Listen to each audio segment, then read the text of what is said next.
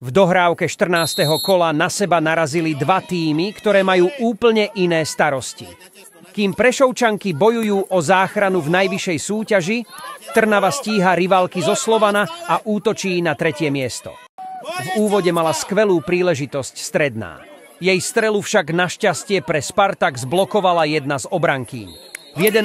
minúte prišiel roh z ľavej strany, ktorý sa dostal až ku Vašákovej. Tá sa skvele zorientovala v 16. a rozvlnila sieť. Prešov Trnava 1-0. 10 minút na to zahrávala ľavačkou priamy kop z pravej strany Tyčiaková a jej center pristal až pri Čoknajovej, ktorá vyrovnala na 1-1.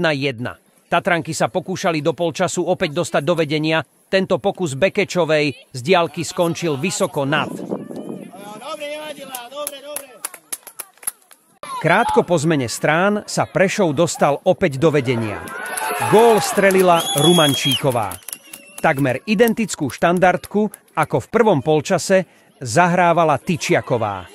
Jej centrovaná lopta aj vďaka zákroku Dubkalovej skončila iba na tyčke. Skvele zahraná situácia prišla v 72.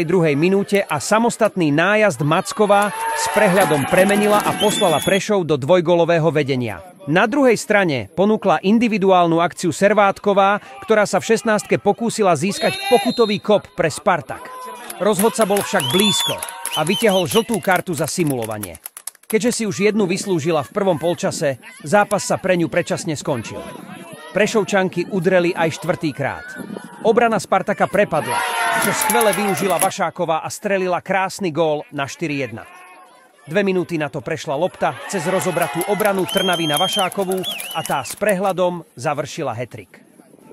Stredajšia dohrávka 14. kola tak ponúkla prekvapujúci výsledok, keď Prešov zdolal Trnavu vysoko 5-1.